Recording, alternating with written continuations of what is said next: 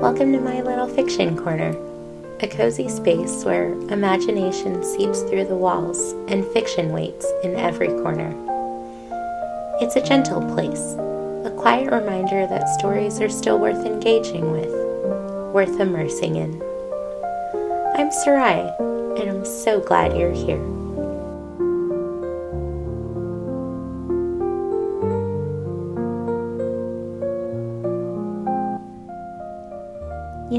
Something shifted for me when my grandmother came to visit not too long ago. She's in her later years now, and I've started to notice just how much her pace has changed. The way she walks, for instance. When I go down the stairs, I pick up my feet, I move with purpose, I'm already focused on getting to the bottom. But she doesn't. She rests her hand on the banister, steadies herself, smooths the hem of her blouse, and only then she begins. Heel, toe, Not slow in like a frustrating way, just slow in a present way. Every step finished before the next one began. It's the same with writing. If I'm making a list, I'll scrawl it out with arrows and stars and abbreviations only I can decode. But she holds a pen like it's a conversation. Each letter has its own edge, its own air around it. She pauses between words, not because she's unsure, but because she's letting the rhythm of her thoughts find their way onto the page. And I realized something. I've been moving so quickly, my thoughts don't always arrive whole. Like one morning, she sat up in bed and just gazed out the window. I was already thinking about breakfast, I'm ready to start the day, when she just asked me to sit with her. Together, we watched the people pass by. She pointed out a man who walks his dog at the same time every morning. She noticed his rhythm, his pacing. Her visit reminded me, pacing isn't only about how stories are told, it's about how we live, how we notice, how we make room for meaning to catch up to us. And with that in mind, I want to dedicate this episode to my grandmother. Abuela, I know you're listening. This one is for you and all the elders who carry tradition, quietly setting the rhythm of our lives. The stories I'm sharing today reflect that gentle guidance. They remind us to slow down, to notice, and to see that there's often more here than we first thought. There's a story I love that begins in a kitchen, though not one you'd expect. A young man grows up learning to cook beside his mother. Every dish is seasoned with memory and care. Later, after loss uproots his family, they find themselves in a small village in France. There they open a restaurant filled with spices and traditions of home. But right across the road is a very different kind of kitchen, one defined by precise sauces and exacting rules. What unfolds isn't a fast rivalry, but a slow simmer. The young man experiments, fails, tries, and tries again.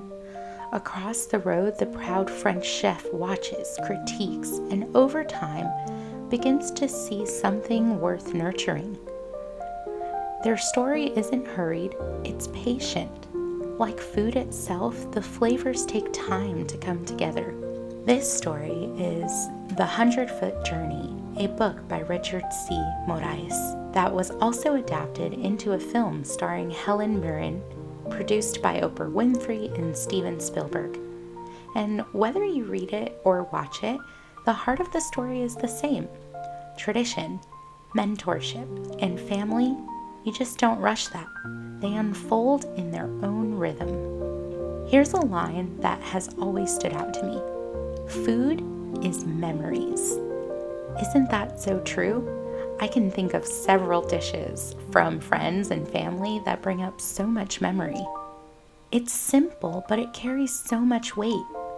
Recipes passed down aren't just about taste, They're about the hands that stirred the pot before ours, the rhythm of voices teaching us how to season, the patience it takes to really savor things and savor life. And when I think about my grandmother, the way that she notices that same man walking his dog every morning, or how she writes letters on her pages, it just feels connected. The story in this book, like the rhythm of her days, reminds me that pacing isn't just something stories teach us. It's something life itself invites us into, if we slow down enough to notice it. If you want to experience a story that feels like a long meal savored bite by bite, The 100-Foot Journey is a beautiful choice. The novel lets you linger in the details while the film brings the flavors and colors of the kitchen to life on screen. I'll link both in the show notes so you can choose your own pace, whether that's turning pages slowly or letting the scenes wash over you. We'll stay with that gentle rhythm and visit two quieter treasures. Imagine a small island where summers stretch like long windows. A child runs ahead, pockets full of found things like feathers, coins, string. The grandmother behind her moves a little slower, not because she cannot move faster, but because there is a kindness to having the time to look. They settle into a rhythm of small projects, a boat hauled to the edge of the sea, a rock arranged just so slightly, a conversation that curves around a worry and then leaves it like a stone on the shore. That Quiet Summer is The Summer Book by Tove Jansson. You might know Jansson because of the Moomins, those whimsical characters adored by children around the world. But Jansson's adult fiction is a different, quieter current. The Summer Book was written after the death of Jansson's own mother, and you can feel that tender stitching of grief and joy through the small island days. The book is built out of short episodes, like little pebbles of story, and it trusts that everyday details hold as much meaning as big plot points. There's also a recent screen adaptation drawing wider attention, and the idea of seeing Jansson's island and its pair, a young girl and an older woman, on film with performances that honor that layered quietness feels very moving. This screen adaptation stars Glenn Close as the grandmother, and I'm really interested to see how they develop the story, much like it is with the book. I'll include the adaptation info and its limited theatrical release information with links in the show notes in case you'd like to check it out. One line that feels like it was written for afternoons with an elders is this one. A person can find anything if he takes the time. That sentence is a pocket-sized philosophy. Attend and the world rewards you. When I walk with my grandmother, she shows me how true it actually is. Our final story requires us to travel to a quiet village in the Korean countryside with a small house far from city lights. A boy arrives from the noisy modern world with a handheld game and a hunger for fast things. The grandmother he's sent to live with is older, often silent, and she moves with a careful, steady economy of motion, preparing food by feel, mending what needs mending, offering help with the calm authority of someone who's always had to keep a household going. At first he mocks, then resists, then slowly begins to notice the warmth of fresh noodles, the sound of her hands working, the way care is given without fanfare. This is the Korean film titled The Way Home, directed by Lee Jun-hyun. The movie is famous for doing very little with noise and everything with attention. There are stretches of image and quiet, and that quiet becomes the language. It was a huge hit in South Korea when it released, and it won major awards and connected with audiences because everyone recognizes the soft power of an elder's steady care. The film is literally dedicated to all the grandmothers, and you can feel how universal that devotion truly is. The film doesn't spoon us lines so much as shows us images that become the lesson. There's a moment where the grandmother shows her hands offering a bowl again and again. That repeated little motion says more than a speech ever could. Watching The Way Home reminds me of the small movement of patience between my grandmother and me. The times I learned to wait because she made space for something I didn't yet know I needed to see. I'll share more information on where to find this film in the show notes.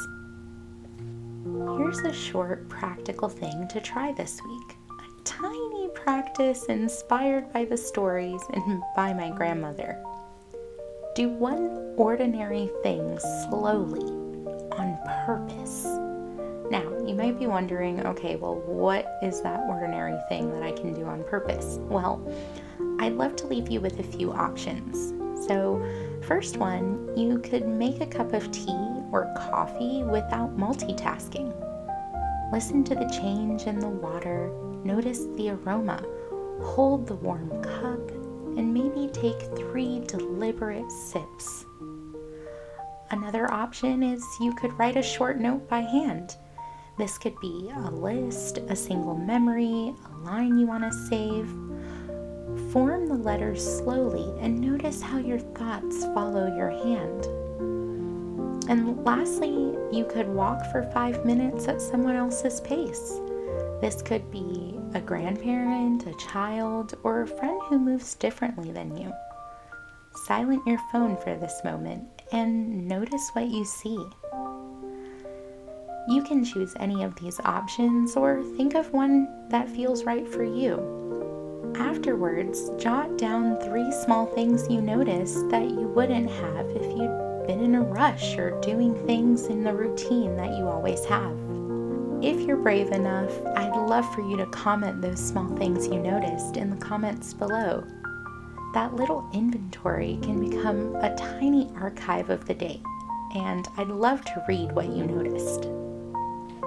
Thank you for spending this time with me today. We began in my house, steam in the kitchen, the cadence of footsteps, and moved through the stories that taught a similar lesson. Pace matters. Grandmothers, kitchens, islands, and silent hands, these stories ask us to make space so meaning can accumulate. Before you go, I'll leave you with one question to carry.